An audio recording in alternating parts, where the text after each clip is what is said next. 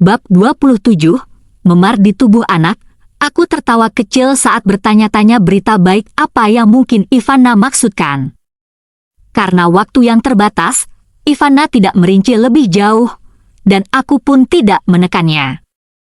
Kami sepakat untuk bertemu besok, di rumah mertuaku. Semua orang menunggu kedatanganku untuk makan malam. Anehnya, Melanie juga ada di sana. Saat Grace melihatku, dia segera menata piringnya dan berkata, "Makan malam sudah siap."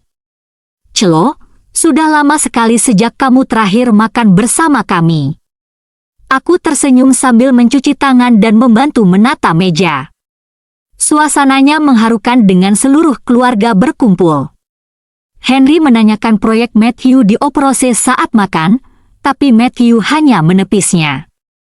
Tanpa banyak berpikir, Grace bertanya pada Melanie, "Apa yang kamu lakukan dengan kakakmu?" Aku melihat Melanie berhenti dan melirik ke arah Matthew sebelum menjawab, "Kamu pergi ke operasi juga?" Melanie tampak lengah dan ragu-ragu sebelum berkata, Aku pergi ke sana bersama teman-temanku." Namun, Grace tetap bersikeras, "Lalu kenapa kamu memberitahuku bahwa kamu bersama kakakmu?" Melanie menjadi jengkel dan membalas, "Kalau aku bilang padamu aku pergi ke sana bersama teman-temanku, apakah kamu akan membiarkan aku pergi? Kamu selalu memperhatikanku." Aku merasakan sensasi aneh mendengar percakapan mereka, tapi aku tidak dapat memahaminya dengan tepat. Tiba-tiba, aku sadar bahwa Melanie mungkin lebih penting bagi Matthew daripada aku. Bagaimanapun, aku adalah orang luar di rumah ini. Setiap kali makan bersama mertuaku, mereka selalu fokus mendesak Melanie untuk segera punya pacar. Aku biasanya menjaga Ava di pinggir dan tidak mengganggu percakapan mereka. Setelah makan malam, Melanie bersiap untuk pergi ketika Matthew bertanya, "Mau kemana?" "Sudah malam." "Mengapa kamu peduli? Kamu boleh punya istri dan anak, tapi aku tidak boleh keluar untuk mencari udara segar? Aku akan pergi mencari pacar, oke?" Dia menjawab dengan marah, mengenakan sepatunya dan keluar. Saat dia pergi, Matthew memanggilnya, "Pulanglah lebih awal." Aku melirik Matthew, dalam hati mengkritiknya. Sebagai saudara laki-laki Melanie, dia terlalu banyak ikut campur.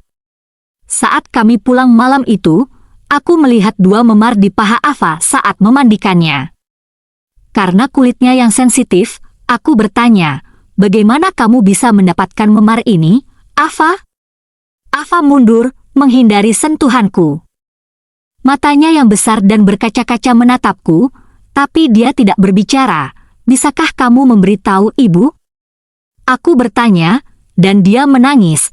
"Bibi Melanie bilang kamu tersesat dan tidak mau kembali." Aku memanggilnya wanita nakal, tapi dia mencubitku.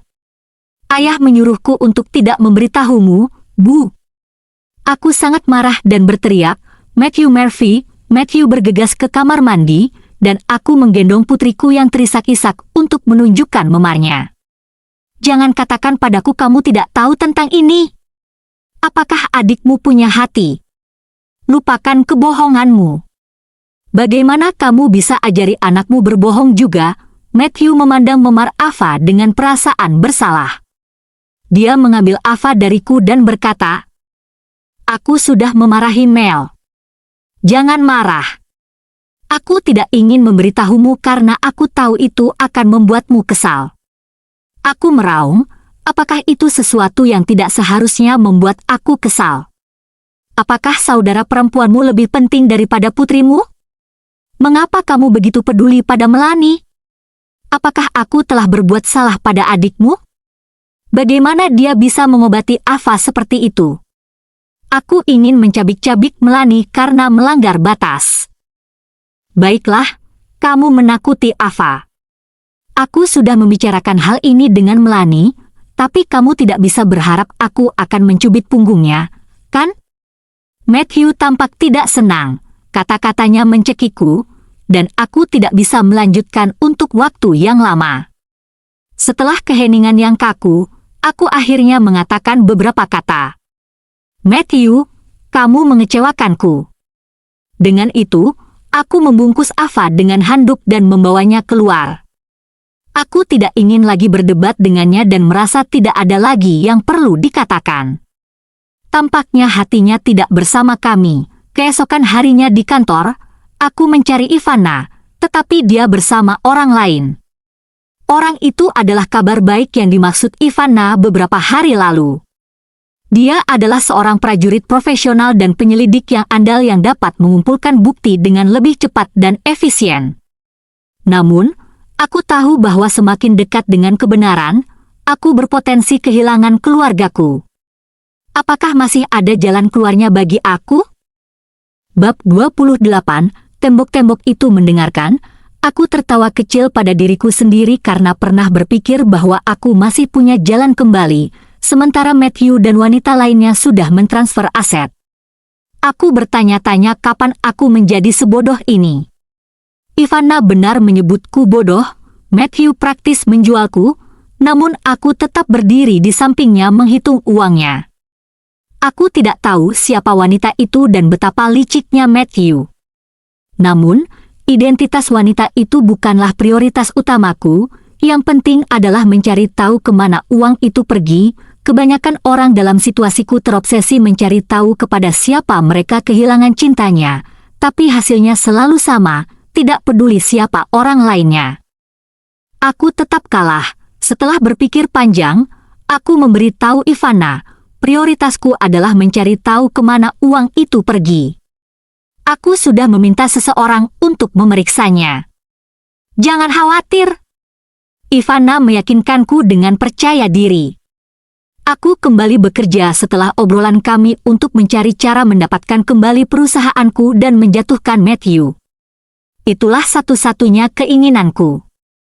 Tidak ada yang memperhatikan kapan aku pergi dan kembali. Bagaimanapun, semua orang tahu aku adalah istri bos. Terlebih lagi, saat aku kembali, sudah mendekati jam makan siang, dan semua orang bersiap untuk berangkat. Karena ini adalah saat orang-orang berkumpul untuk ngobrol, aku ingin bertanya pada Matthew apa yang dia inginkan untuk makan siang. Ketika aku tiba di kantornya, sekretarisnya tidak ada, dan pintunya setengah terbuka. Aku mendengar suara-suara dari dalam kantor, yang berarti Matthew masih di sana. Aku hendak membuka pintu ketika mendengar suara Johnson, "Jangan khawatir. Aku sudah menyiapkan semua informasi yang Anda minta. Anda jenius, Tuan Murphy, tapi aku tidak yakin Nyonya tertarik karena dia jarang ada di kantor. Dari apa yang kulihat, dia bekerja di sini hanya untuk menjaga Anda."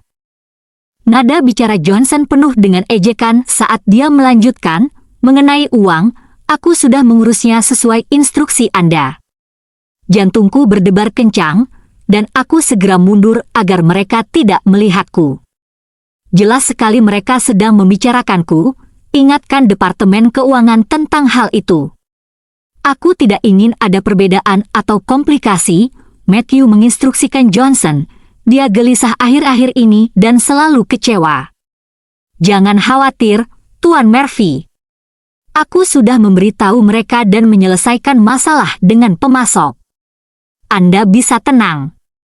Jika ada masalah, kita bisa mengatakan bahwa proyek tersebut salah. Lagi pula, kehilangan uang dalam bisnis adalah hal biasa. Pada saat itu, bekerja samalah dan bersikaplah seolah-olah Anda gelisah. Apalagi yang bisa Nyonya lakukan? Dia sudah lama tidak bekerja. Akan sulit baginya untuk memikirkan sesuatu. Johnson terdengar percaya diri. Aku sangat marah hingga mengepalkan tanganku. Aku tidak pernah menyangka Johnson begitu licik, bermain aman. Aku belum memutuskan langkah selanjutnya, kata-kata Matthew terhenti, tapi aku tahu apa yang ingin dia katakan. Oh, Tuan Murphy, apakah Anda masih bingung? Johnson bertanya, aku tidak bisa muncul di sana. Awasi saja. Tidak satu pun dari mereka orang yang sederhana. Tidak ada yang masuk akal. Matthew bergumam frustrasi, lalu menghela napas berat. Baiklah, kamu boleh pergi sekarang. Aku segera pergi, memastikan tidak terlihat oleh mereka. Jantungku berdebar kencang saat aku duduk di kantorku. Aku menenangkan diriku sebelum menelepon Matthew dan bertanya, "Hei, sayang, kamu mau makan siang apa? Apakah kamu di kantor?" Suaranya hangat. "Apa yang ingin kamu makan? Mungkin kita bisa keluar bersama?" "Tentu." Aku setuju tanpa ragu. "Aku akan datang mencarimu." Saat aku keluar, aku bertemu Johnson yang tampak terkejut. Dia pasti mengira aku tidak ada di kantor, nyonya.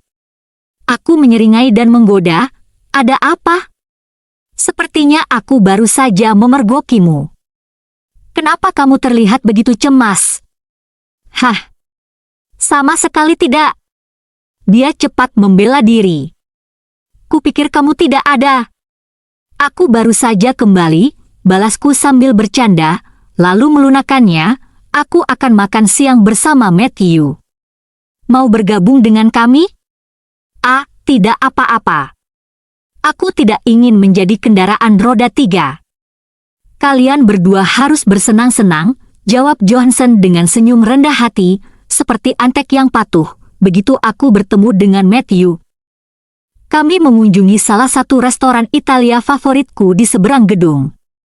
Sambil menunggu makanan, Matthew bertanya, "Apa yang kamu lakukan pagi ini?" "Aku pergi memeriksa beberapa properti," jawabku lugas, lalu bertanya, "Ngomong-ngomong, kapan kita akan mendapatkan uang kembali?"